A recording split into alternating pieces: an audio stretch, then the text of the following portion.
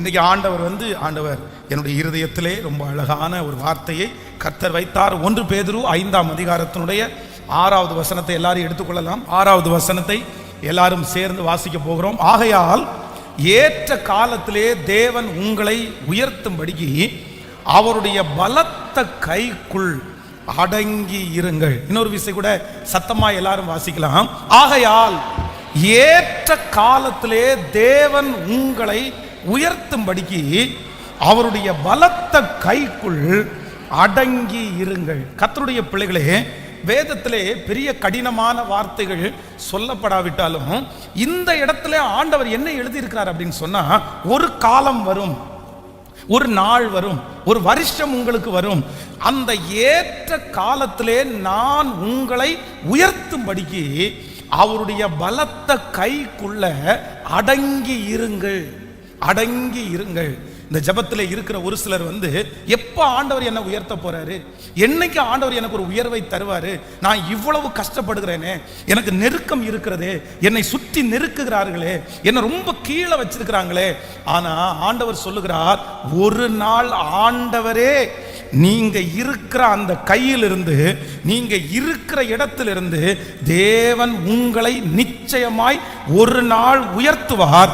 அது உங்களுக்கு ஏற்ற காலமாய் இருக்கும் என்று கர்த்தர் வாக்கு கொடுக்கிறார்.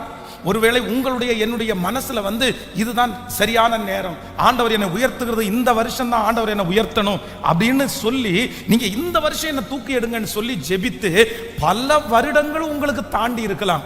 ஆனா நான் நம்புறேன், நம்முடைய பார்வைக்கு கண்டிப்பாக தெரியாது, ஆனால் சகலத்தையும் அறிந்த ஆண்டவர் நீங்க உயர்த்தப்படுவதற்கென்று ஒரு ஏற்ற காலம் வந்துருச்சுன்னா அந்த இடத்துல ஒரு நிமிஷம் கூட உங்களை வச்சிருக்க மாட்டாரு.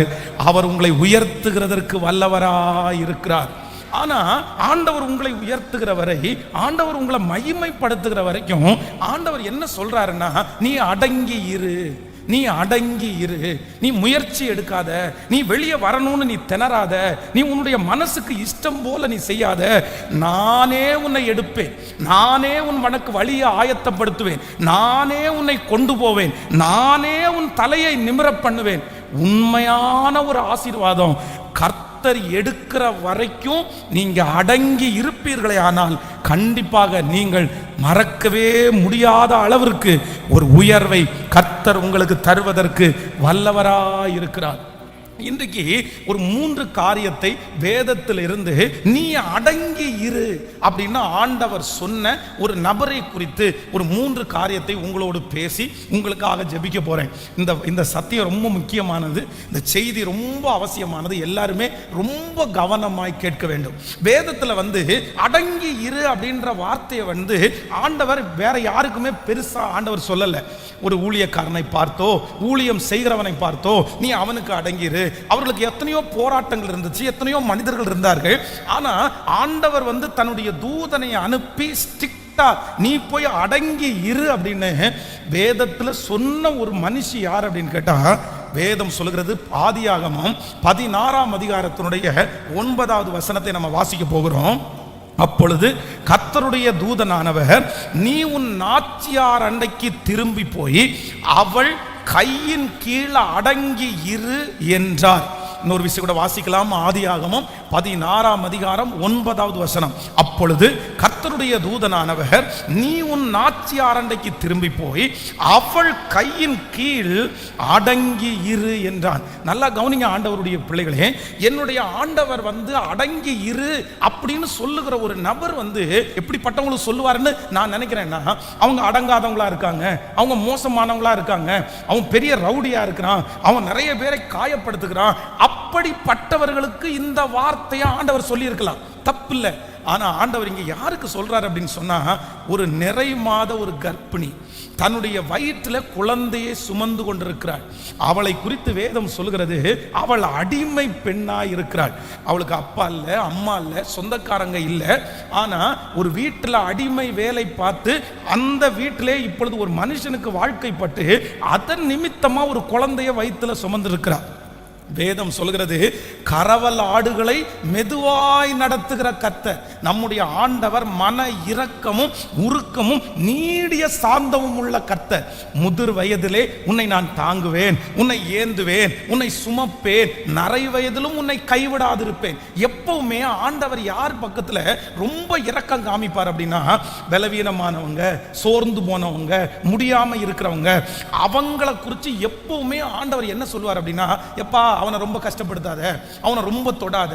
அவர்களுக்கு கர்த்தர் நல்லவராகவே இருப்பார்.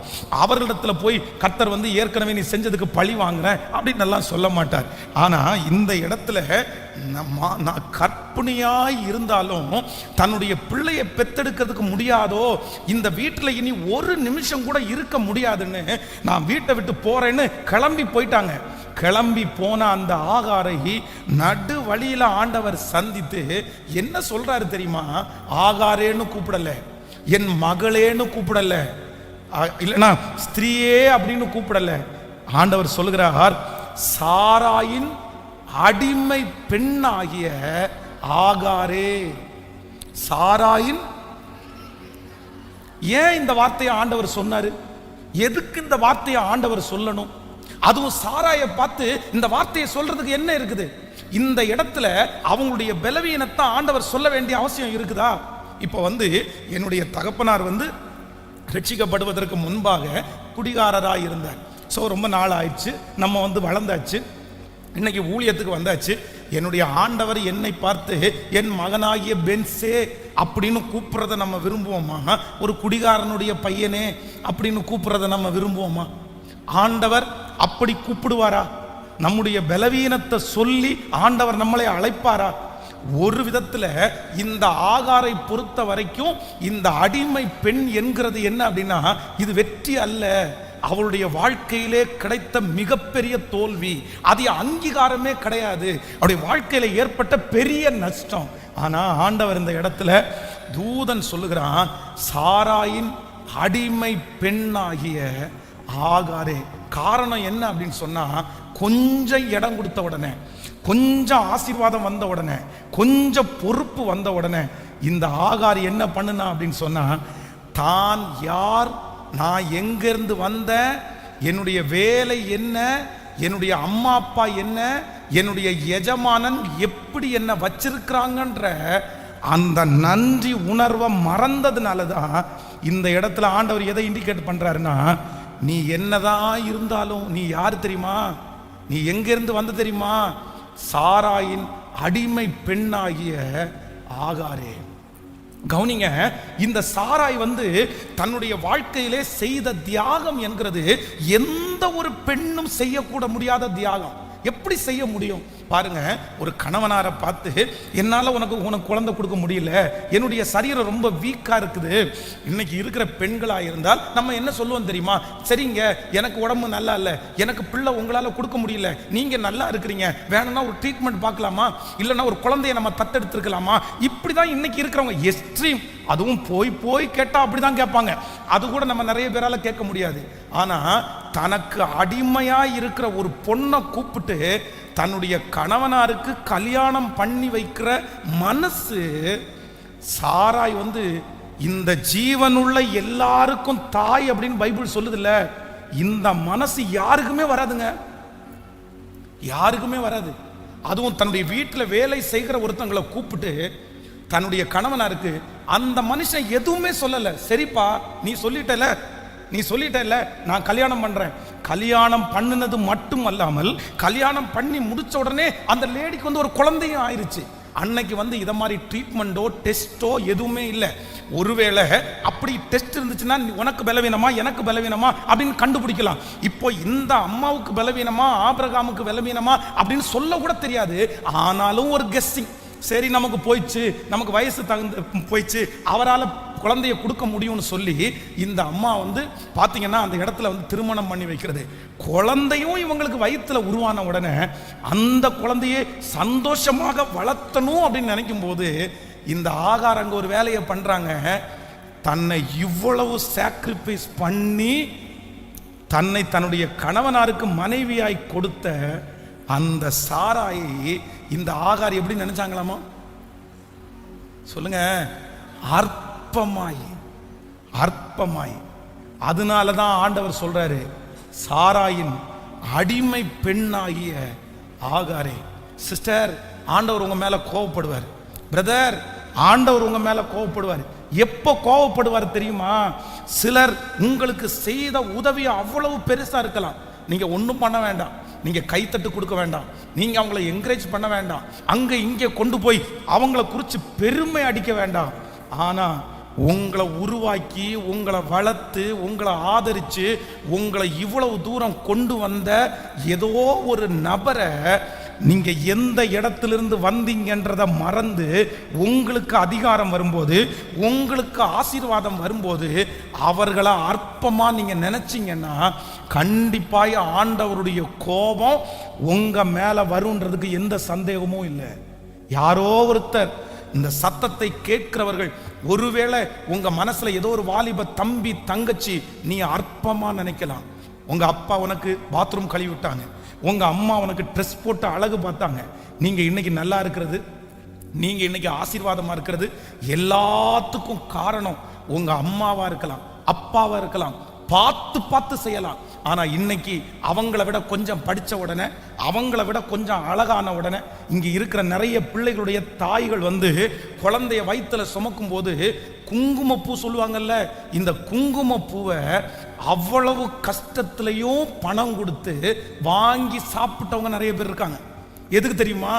நான் கருப்பா இருக்கேன், நான் கருப்பா இருந்ததுனால நிறைய பேர் என்னை இப்படி பண்ணிட்டாங்க, என் பிள்ளை வெள்ளையா பிறக்கணும். கருப்பு மட்டும், இது வெள்ளை மட்டும் அழகு கிடையாது, கர்த்தருடைய பார்வைக்கு எல்லாமே அழகுதான்.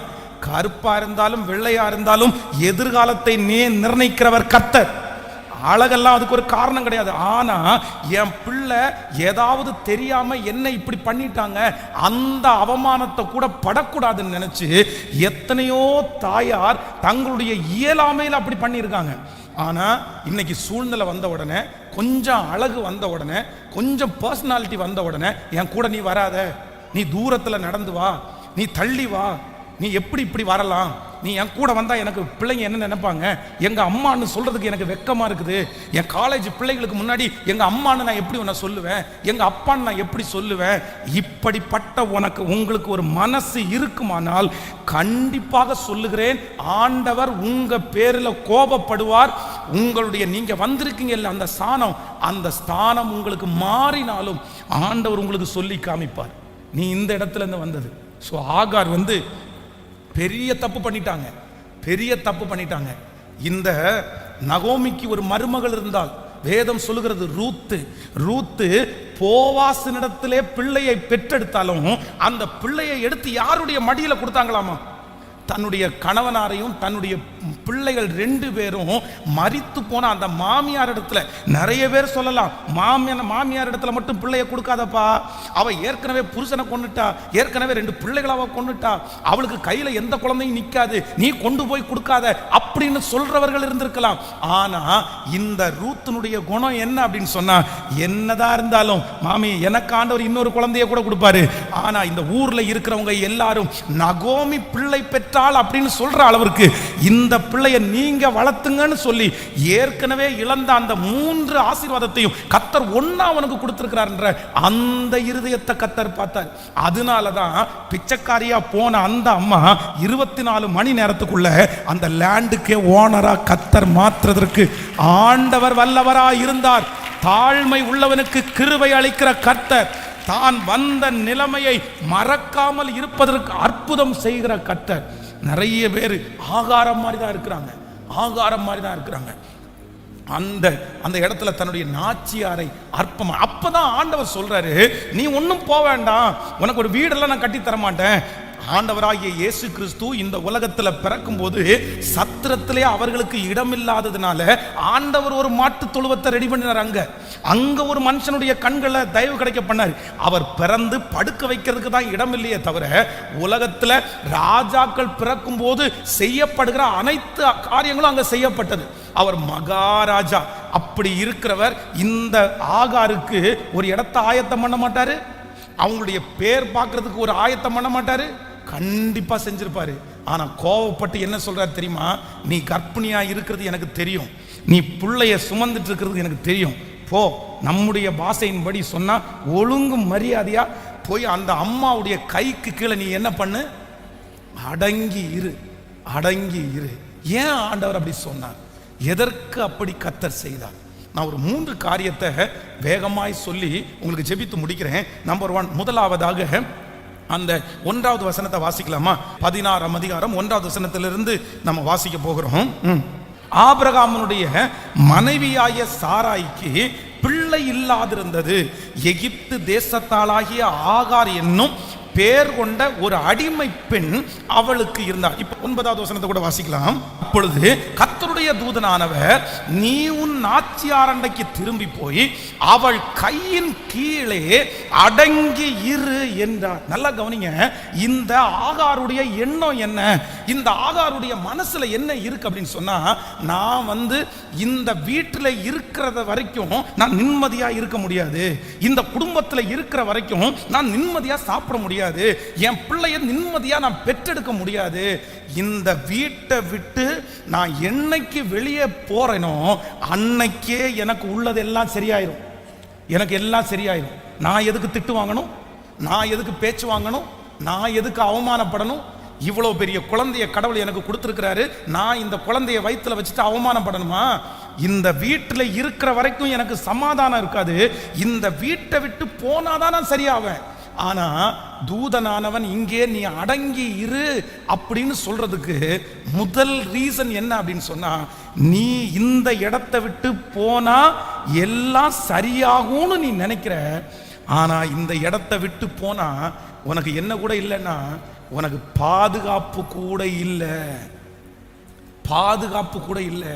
இன்னைக்கு இந்த உலகம் அப்படியே ரொம்ப ஃப்ரீயா இருக்கிறதுக்கு ரொம்ப விரும்புது, ஸ்டிக் பண்றதுக்கு யாருமே விரும்பல, கண்ட்ரோல் பண்றதுக்கு யாருக்குமே இஷ்டம் இல்லை. நீ என்ன கண்ட்ரோல் பண்றியா, நீ என்ன செய்யாதேன்னு சொல்றியா? இல்ல, உன் கூட நான் இருக்க மாட்டேன், உன் கூட நான் கண்டினியூ பண்ண மாட்டேன். நிறைய குடும்பங்கள்ல பாத்தீங்க அப்படின்னா, கணவன் மனைவி நிறைய பேரு தன்னுடைய கணவனாரை விட்டு பிரிகிறதற்கு நிறைய பேர் ரெடியா இருக்காங்க, மனைவியை விட்டு பிரிகிறதுக்கு ரெடியா இருக்காங்க. என்ன தெரியுமா? என் பிள்ளைய நான் வளர்த்துக்குவேன், என் பிள்ளைய நான் கல்யாணம் பண்ணிச்சுக்குவேன். சிஸ்டர், உங்க பிள்ளைய நீங்க வளர்த்து படிக்க வைக்கிற வரைக்கும் பிரச்சனை இல்லை, ஆனா திருமணம்ன்ற ஒன்றை நீங்க பார்க்கும்போது உங்க பிள்ளைக்கு கண்டிப்பா யார் தேவைப்படுவா தெரியுமா? அப்பா கண்டிப்பா தேவைப்படுவாங்க, அம்மா கண்டிப்பா தேவைப்படுவாங்க. அப்பா இல்லாத அம்மா இல்லாத நிறைய பிள்ளைகள் இந்த உலகத்துல வருத்தப்படுவது உங்களுக்கு தெரியும்.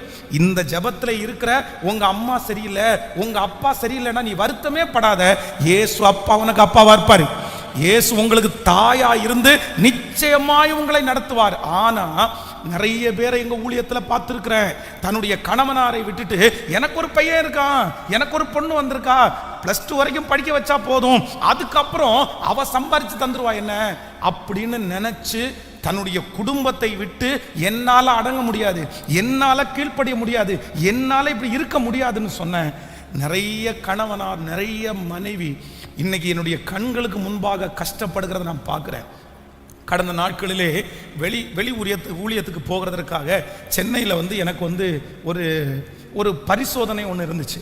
அப்படின்னா அந்த வெளி ஊருக்கு போகிறதுக்கு அவங்க அப்ரூவல் கொடுக்கறதுக்கு, அப்போ என்னுடைய ஃபைலை நான் உள்ளே கொண்டு போய் கொடுத்தேன். அப்போ உள்ளே கொண்டு போய் கொடுக்கும்போது என்னை வெயிட் பண்ண சொன்னாங்க. அப்போ வெயிட் பண்ண சொல்லும்போது அங்கே ஒரு பேர் கூப்பிட்டாங்க, கவுண்டரில் ஒரு பேர் கூப்பிட்டாங்க. என்ன பேர் கூப்பிட்டாங்கன்னா வல்சலம் அப்படின்னு கூப்பிட்டாங்க. வல்சலம் அப்படிங்க, எங்கள் அப்பாவுடைய பேர் வல்சலம், என் பேர் பென்ஸ். என்னுடைய பேரை வல்சலம்னு கூப்பிட்டோன்னா நான் வேற யாராவது இருக்குமோ அப்படின்னு நினைச்சேன். அடுத்த வார்த்தை வல்சலம் பென்ஸ் வாங்க அப்படின்னாங்க. ஓ, அப்ப என்னதான் கூப்பிடுறாங்க. அந்த யூனிட்டுக்குள்ள ஒரு 6-7 இடத்துக்கு போனேன். எல்லா இடத்துலையும் என்ன பென்ஸ்ன்னு மென்ஷன் பண்ணல, என்ன பென்ஸ்ன்னு யாருமே கூப்பிடல. ஆனா எதுதான் கூப்பிட்டாங்க தெரியுமா? எங்க அப்பாவுடைய பேரை சொல்லி மட்டும்தான் என்ன கூப்பிட்டாங்க. எனக்கு இருக்கிற சர்டிபிகேட், எனக்கு இருக்கிற பாஸ்போர்ட், எனக்கு அவங்க அப்ரூவலுக்கு கொடுத்த லெட்டரு, இதுல எல்லாத்துலயும் ஃபர்ஸ்ட் நேம் பென்ஸ்ன்ற பேர் அல்ல. யாருடைய பேர் இருந்துச்சு தெரியுமா? என் அப்பாவுடைய பேர் தான் ஃபர்ஸ்ட் இருந்துச்சு. அப்பா இறந்து போயிட்டாருன்னா பிரச்சனை இல்லை, எங்க அப்பா இறந்துட்டாருன்ற ஒரே வார்த்தையில முடிச்சிடலாம். எங்க அப்பா எங்களை டைவர்ஸ் பண்ணிட்டு போயிட்டாருன்னு சொன்னா பரவாயில்ல, சரி எங்க அப்பா இந்த மாதிரி போயிட்டாரு அப்படின்னு நம்ம சொல்லி இன்னொருத்தங்கள்ட்ட புரிய வச்சிடலாம். ஆனா அதே நேரத்தில் அப்பா உயிரோட இருந்தும் அம்மா உயிரோட இருந்தும் ஏதோ ஒரு ரீசனை சொல்லி நான் வாழ்ந்துக்குவேன், நான் நின்னுக்குவேன் அப்படின்னு சொல்லுகிற ஒவ்வொருத்தரை பார்த்த ஆண்டவர் என்ன சொல்றாருன்னா, சில நேரத்தில் நம்முடைய மனசுல வெளியே போனா எல்லாமே சரியாயிரும் நம்ம நினைப்போம். ஆனா ஆண்டவர் என்ன சொல்றாரு தெரியுமா?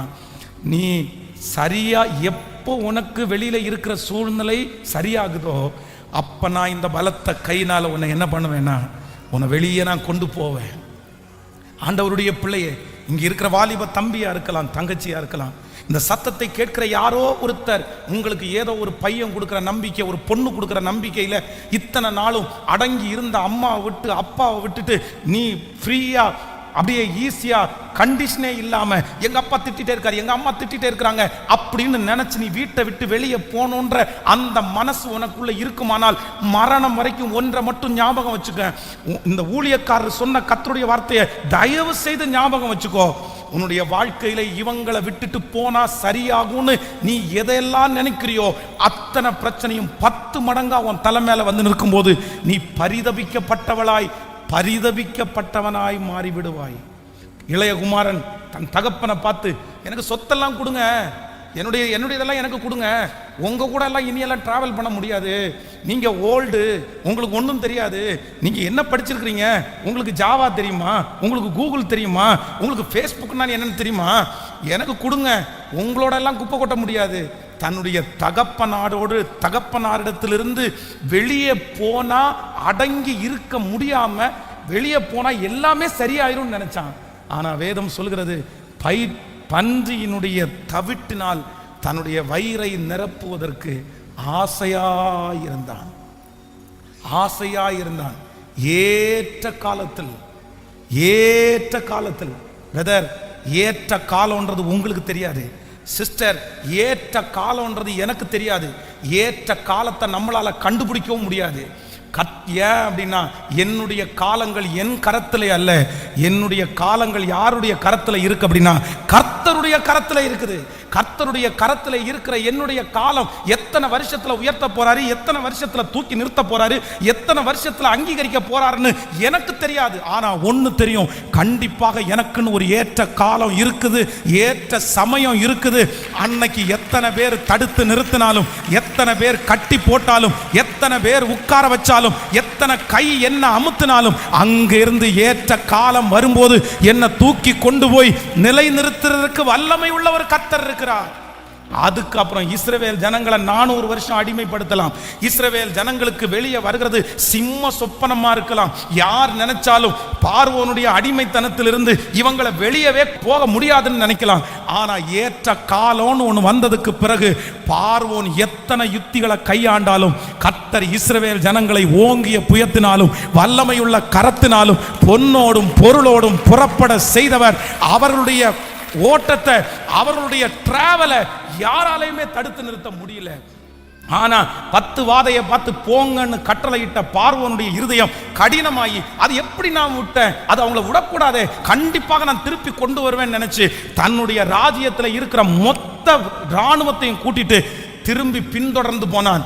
ஆனா ஆண்டவர் வாக்கு கொடுத்துட்டாரு, எப்பா என் பிள்ளை இத்தனை வருஷமா பலத்த கைக்குள்ள அடங்கி இருந்தாச்சு, இனி அவனை தனியா நான் நிக்க பண்ண போறேன், அவனை எடுத்துட்டேன், இனி நீ எத்தனை பராக்கிரமசாலிகளை கூட்டிட்டு வந்தாலும் என் பிள்ளைய திரும்ப கொண்டு வர முடியாது. அவனை உயர்த்துகிற உங்களையும் என்னையும் கர்த்தர் ஆசீர்வதிக்கிற காலத்தை ஒருவராலும் தடுத்து நிறுத்த முடியாது. கர்த்தர் நமக்கு திறந்த வாசலை வச்சுட்டாருன்னா அதை ஒருத்தராலும் பூட்ட முடியாது, கண்டிப்பாக பூட்ட முடியாது. எத்தனை பேர் ஆமோதிக்கிறீங்க? ஒன்று ஆண்டவருடைய கரத்துல அப்படியே அடங்கி பிரதர், யாருக்காக ஆண்டவர் பேசுறான்னு தெரியல, சிஸ்டர் யாருக்காக பேசுறான்னு தெரியல, ஆனா யாரோ ஒருத்தருக்காக கர்த்தர் பேசிட்டே இருக்கிறாரு. மகளே அவசரப்படாத மகளே, என் பலத்த கைக்குள்ள அடங்கிரு. நீ நினைக்கிற அங்க போனா எந்த சண்டையும் இல்லை, அங்க போனா எந்த வாக்குவாதமும் இல்லை, அங்க போனா நிம்மதியா இருக்கும். நான் நிம்மதியாச்சும் வாழுவேன் இல்ல, இந்த தொந்தரவு என்னால தாங்க முடியல, இந்த மன கஷ்டம் என்னால சகிக்கவே முடியல. நீ சிறுமைப்படுத்தப்படலாம், நீங்கள் அவமானப்படுத்தப்படலாம், உன் மனசு உடைஞ்சு போய் வந்திருக்கலாம். பாஸ்டர், நான் கடந்து போகிற சிறுமை எவ்வளவு கஷ்டம் தெரியுமா?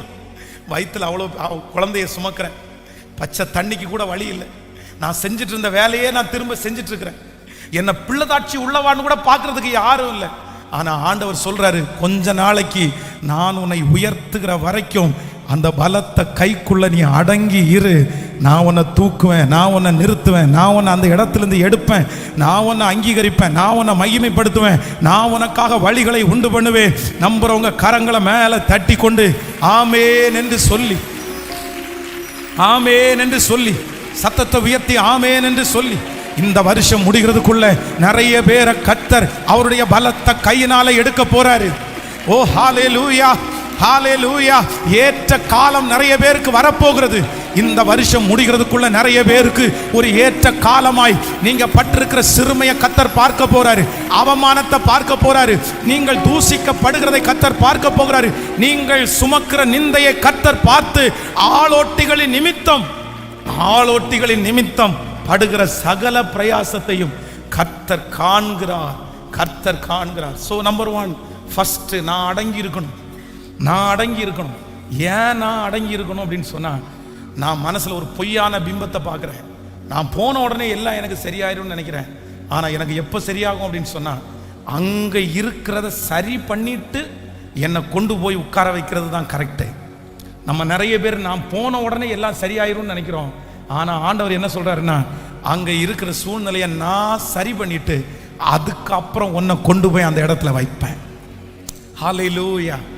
யோசேப்பை கர்த்தர் அந்த ஜெயிலில் போடக்கு அனுமதிக்க வேண்டிய அவசியமே இல்லை. ஆனா ஏன் ஆண்டவர் ஜெயிலில் அனுமதிச்சார் அப்படின்னு சொன்னா, எப்பா நீ இப்பவே போய் உட்கார்ந்துட்ட அப்படின்னு சொன்னா உன்னை நிறைய பேர் மதிக்க முடியாது. இப்ப எந்த ஏதுவுமே அங்க இல்லை. ஆனா ஒண்ணு, நீ தேவைப்படுகிற ஒரு நாள் வரும், உன்னை தேடுற ஒரு நாள் வரும். யோசேப்பே, இன்னைக்கு நீ சிறைச்சாலையில இருக்கிறாய், உன்னை யாருமே தேட வரல, உன்னை யாருமே விசாரிக்க வரல. ஆனா சீக்கிரத்துல நீ ஒரு இடத்துல பயன்படுவ, நீ ஒரு இடத்துல தேவையாய் மாறுவாய்.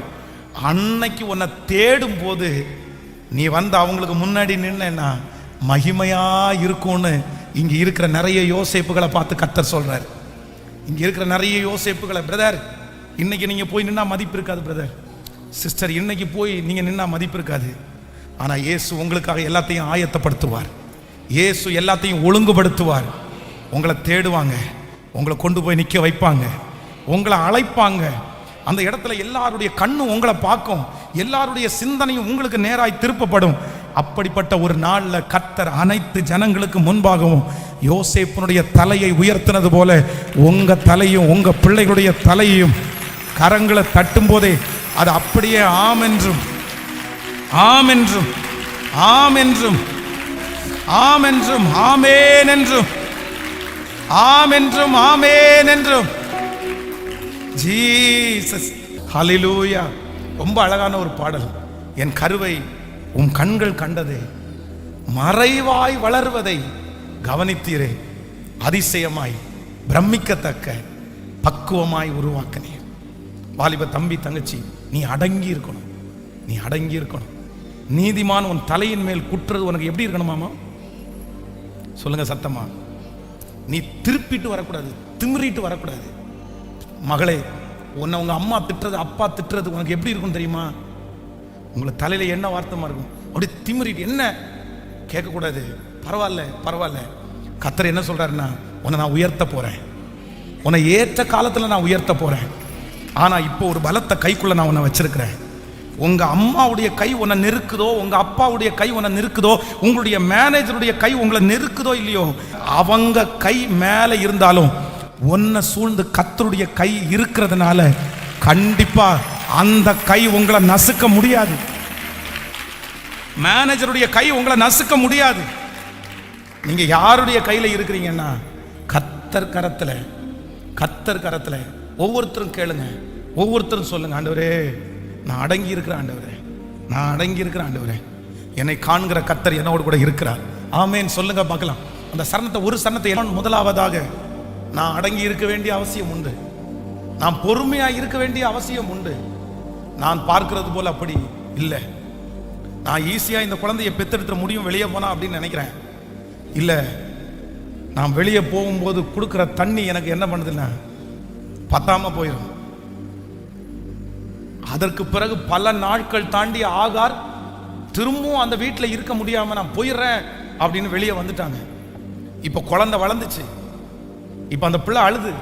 ஆனா என்ன வேதம் சொல்லுது, இனி என்ன பண்ணணும்னா அந்த குழந்தைய உயிரோட என்னால் காப்பாற்ற முடியாது அப்படின்னு தூரத்தில் ஒரு இடத்துல அப்படியே படுக்க வச்சுட்டு கண்ணுக்கிட்டாத தூரத்தில் போய் நின்று பிள்ளை சாகிறத நான் பார்க்க மாட்டேன்னு அந்த அம்மா சொன்னாங்களாம். சில நேரங்களில் நம்ம எடுக்கிற சில முடிவுகள் சில இடத்துல இருந்து தாங்க முடியாமல் அப்படி வெளியே வந்தா சில நேரத்தில் நம்ம நினைக்கிற மாதிரி எதுவுமே நடக்காது. ஸோ நம்பர் 2, 2வது 10வது வசனத்தை வேகமாக எடுத்துக்கொள்ளுங்க. 16ஆம் அதிகாரம் 10ஆம் வசனம். பின்னும் கர்த்தருடைய தூதனானவர் அவளை நோக்கி, உன் சந்ததியை மிகவும் பெருக பண்ணுவேன், அது பெருகி எண்ணி முடியாததா இருக்கும் என்றான். 11வது வசனம். பின்னும் கர்த்தருடைய தூதனானவர் அவளை நோக்கி, நீ கர்ப்பவதியாயிருக்கிறாய், ஒரு குமாரனை பெறுவாய், கர்த்தர் உன் அங்கலாய்ப்பை கேட்டபடியினால் அவனுக்கு இஸ்மவேல் என்று பெயரிடுவாயாக. நம்பர் 2, 2வது, நீ அடங்கி இரு, உன் ஆட்சியார் அண்டையிலே நீ போய் அடங்கி இரு. நீ ஏன் அடங்கி இருக்கணும்னா, நம்பர் 1, நீ இங்க இருந்து அடங்கி இருக்காம போனா எல்லாமே சரியாகும்னு நினைக்கிற. இல்ல, நீ நினைக்கிற மாதிரி கிடையாது. நீ அடங்கி இரு, நீ போன உடனே எல்லாம் சரியாகாது, அதை சரியானதுக்கு அப்புறம் தான் நீ போக முடியும்னு ஃபர்ஸ்ட் பேசின ஆண்டவர், நீ உன் ஆட்சியார் அண்டையிலே போய் அடங்கி இரு அப்படின்னு 2வது இந்த ஆகாரை பார்த்து சொல்லுகிறதுக்கு என்ன ரீசன் அப்படின்னு சொன்னா, நீ பெத்தெடுக்க போகிற பிள்ளை நீ நினைக்கிற மாதிரி சாதாரணமான பிள்ளை அல்ல. உன் வயிற்றிலிருந்து பிறக்க போகிற பிள்ளை ஆசீர்வதிக்கப்பட்ட பிள்ளை. நான் உனக்கு கொடுக்க போகிற பிள்ளை இந்த உலகத்திற்கே சாட்சியான பிள்ளை, ஒரு மிகப்பெரிய வம்சத்தினுடைய தகப்பன். அவனுக்கு இஸ்மவேல் என்று பெயரிடுவாயாக. கர்த்தருடைய பிள்ளைகளே, நீங்களும் நானும் சில இடத்துல ஆண்டவர் அடங்கி இருக்க பண்ணுவார். அந்த இடத்துல நீ சகிச்சுட்டு இருன்னு சொல்லுவார். காரணம் என்ன அப்படின்னு சொன்னா, நான் உனக்கு ஆயத்தம் பண்ணி இருக்கிறது, நான் உங்களுக்கு கொடுத்திருக்கிறது, கர்த்தர் உங்களை உருவாக்குறது ஒரு சின்ன காரியத்தை நீங்க கொண்டு வருவதற்காக அல்ல, உங்க மூலமா கர்த்தர் ஒரு பெரிய காரியத்தை செய்வதற்காகத்தான் கர்த்தர் அந்த இடத்துல உங்களை உட்கார வச்சிருக்கிறாரு. ஆனா அந்த இடத்துல நீங்க அடங்கி இருக்கல அப்படின்னு சொன்னா உங்களை கொண்டு கண்டிப்பாக பெரிய காரியத்தை செய்யவே முடியாது. ஒரு வெளிநாட்டிலே ஊழியம் செய்கிற ஒரு ஊழியக்காரர் பிறந்த 10வது நாளிலிருந்து தன்னுடைய கணவனார் சித்திரவதை செய்ய ஆரம்பிச்சாரு. அவங்கள தீயினால சூடு வைக்கிறது, அவங்க பின்னாடி படுத்துட்டு இருக்கும்போது முதுகு பக்கத்தில் மிதிக்கிறது, அவங்க இல்லாத போது கட்டிலிருந்து தள்ளி விடுவது, கத்தியை வச்சு மிரட்டுறது, இப்படிப்பட்ட பெரிய பயமுறுத்துதலுக்குள்ள அவங்க வாழ்ந்தாங்க. ரொம்ப கஷ்டப்பட்டாங்க. ஒவ்வொரு நாளும் சித்திரவதை அனுமதிச்சாங்க.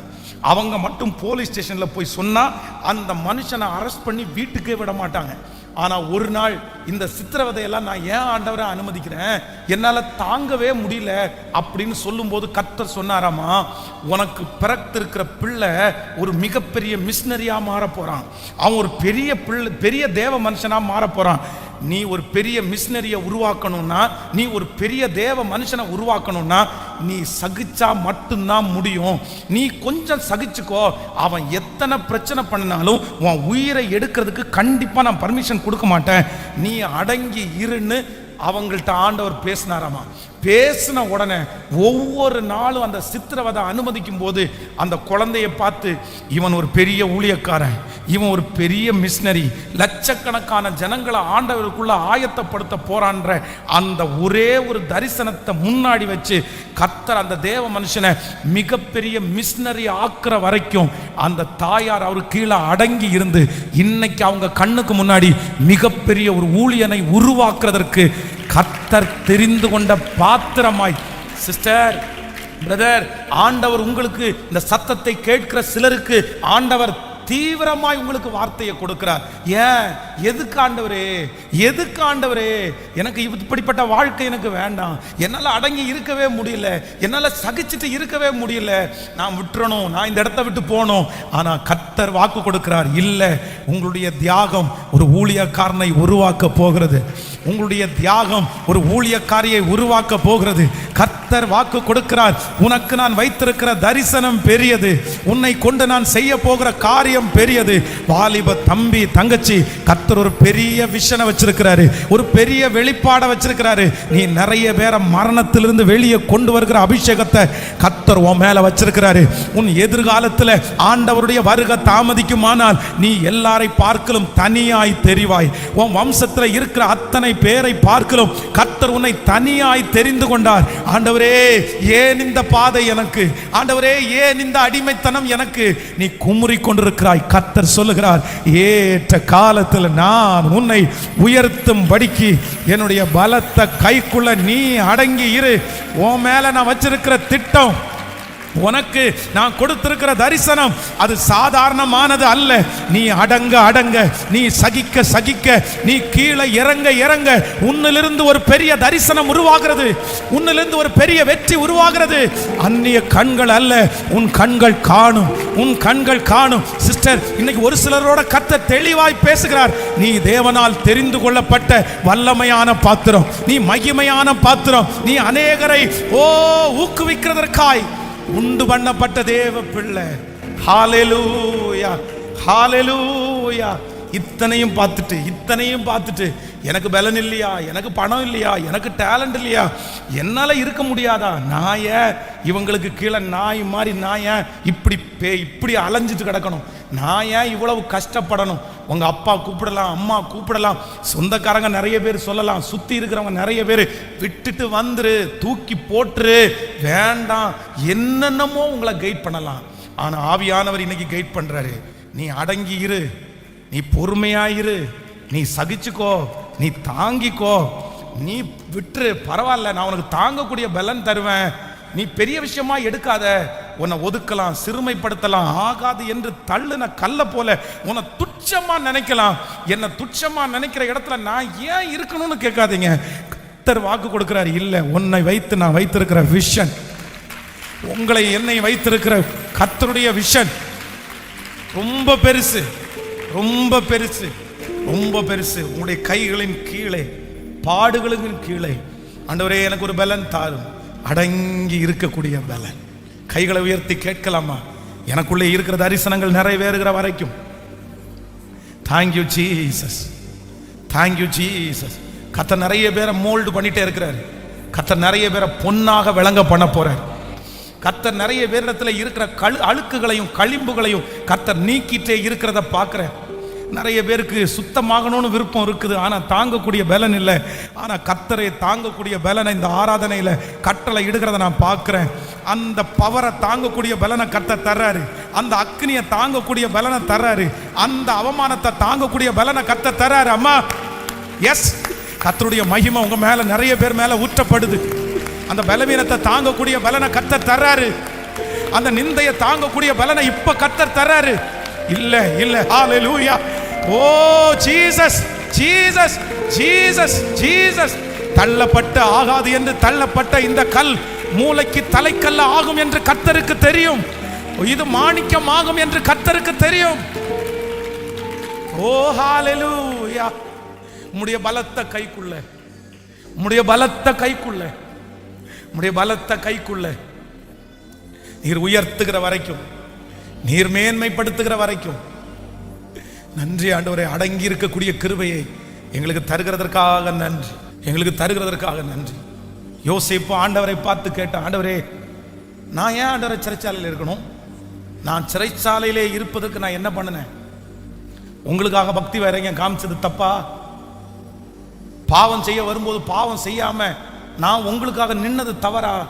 இந்த ஜபத்தில் இந்த சத்தத்தை கேட்க யாரோ ஒருத்தர் சொல்லிட்டே இருக்கலாம், இதே வார்த்தையை நான் இன்னைக்கு கஷ்டப்படுகிறதுக்கு காரணம் அன்னைக்கு உங்களுக்காக நின்னதுனால தானே ஆண்டவரே. நான் கஷ்டப்படுகிறதுக்கு காரணம், இன்னைக்கு அவமானப்படுறதுக்கு காரணம் உங்க நாமத்திற்காக நான் பார்த்த காண்பித்த பக்தி வைராக்கியம் தானே ஆண்டவரே காரணம். அதனால தானே நான் இன்னைக்கு கஷ்டப்படுறேன், அதனால தானே நான் இன்னைக்கு கஷ்டப்படுறேன். ஆனா யோசேப்பு ஒன்றை மட்டும் புரிஞ்சுக்கணும், யோசேப்பே, உன்னை உன் கூட பிறந்த சகோதரர்களை மாதிரி நான் உன்னை செலக்ட் பண்ணல, உன் கூட பிறந்த சகோதரர்களை மாதிரி உன்னை செலக்ட் பண்ணல. ஸ்பெஷல், நீ ஒரு ஸ்பெஷல், நீ ஒரு ஸ்பெஷல். நீ என்னுடைய கரத்தில் உருவாக்கப்பட்ட ஒரு மிகப்பெரிய ஆயுதம். உன்னை எகிப்திற்கே தலைவனா மாத்த போறேன், உன்னை எகிப்திற்கே தலைவனா மாத்த போறேன். உன் மூலமாய் நான் செய்கிற காரியம் பயங்கரமாயிருக்கும், உங்களையும் என்னையும் கொண்டு கர்த்தாவே உம்முடைய கையிலே அடங்கி இருக்கக்கூடிய கிருபையை இப்பொழுது ஜனங்கள் மத்தியிலே கட்டளையிடுவீராக. சகிக்கக்கூடிய பலன், தாங்கக்கூடிய பலன் இந்த பிரசங்கத்தை நான் பண்ணிட்டு இருக்கும் போதே என் வாலிப தம்பிக்குள்ள வரட்டும், என் வாலிப தங்கச்சிக்குள்ள வரட்டும், என் சிஸ்டருக்குள்ள வரட்டும், என் பிரதருக்குள்ள வரட்டும். இப்பொழுது எலியாவை தட்டி கொடுத்த அந்த பலன், எலியாவுக்கு கொடுத்த அந்த பலன் தனக்கு முன்பாக இருக்கிற அத்தனை சூழ்நிலைகளையும் சந்தோஷத்தோடு எதிர்கொள்ள, சந்தோஷத்தோடு அடங்கி இருக்க இப்போ ஒரு பலன் நம்முடைய பிள்ளைகளுக்கு உண்டாவதாக. ஹalleluya. Thank you Jesus. Thank you Jesus. ஆமென் சொல்லுங்கள் பார்க்கலாம். கைகளை அசைத்து ஒரு ஹalleluya சொல்லுங்க. சோ நம்பர் 3, மூன்றாவதாக ஒரு தேவனுடைய பிள்ளை இந்த ஆகாரை பார்த்து, கர்ப்பிணியான தன்னுடைய வயிற்றில் பிள்ளையை சுமந்து கொண்டிருக்கிற அந்த ஆகாரை பார்த்து, சாராயின் அடிமை பெண்ணாகிய ஆகாரே, உன் நாச்சியாரிடத்திலே போய் நீ அடங்கி இரு அப்படின்னு ஆண்டவர் அந்த சாராயை பார்த்து சொல்றதற்கு தேர்ட் ரீசன், மூணாவது ஒரு ரீசன் இருக்குது. என்ன ரீசன் அப்படின்னு சொன்னா, அந்த 11வது வசனத்தை வாசிங்க. 16ஆம் அதிகாரம். பின்னும் கர்த்தருடைய தூதனானவர் அவளை நோக்கி, நீ கர்ப்பவதியாய் இருக்கிறாய், நீ ஒரு குமாரனை பெறுவாய், கர்த்தர் உன் அங்கலாய்ப்பை கேட்டபடியினால் அவனுக்கு இஸ்மவேல் என்று. அப்படின்னா ஏற்கனவே ஆசீர்வாதம் இல்லாத அனாதையை போல் நீ இருந்தாய், நீ அடிமையா இருந்தாய். ஆனா நீ எல்லா அடிமைகளை போல அல்ல, ரொம்ப பர்ஃபெக்ஷனா நீ இருந்த. உன்னுடைய நாச்சியாரே உன்னை பார்த்து பிரமிக்கிற அளவுக்கு நீ ரொம்ப நல்லா இருந்த நீ. ஆனா ஒரு பிளஸ்ஸிங், ஒரு ஆசீர்வாதம்னு ஒன்று வந்த உடனே உன் மனசு, உன் சரீரம் எல்லாமே மாறிடுச்சு.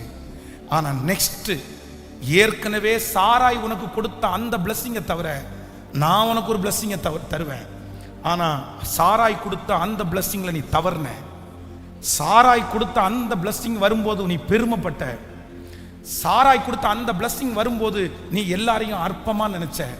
ஆனா நான் உனக்கு அடுத்து தரப்போகிற அந்த ஆசீர்வாதத்துல நீ நல்லா இருக்கணும் அப்படின்னா, நீ பெருமைப்படாமல் இருக்கணும்னா, அந்த ஆசீர்வாதம் உனக்குள்ள தக்க வைக்கப்படணும்னா நீ என்ன பண்ணணும் அப்படின்னு சொன்னா, இப்ப போய் நீ அடங்கிரு.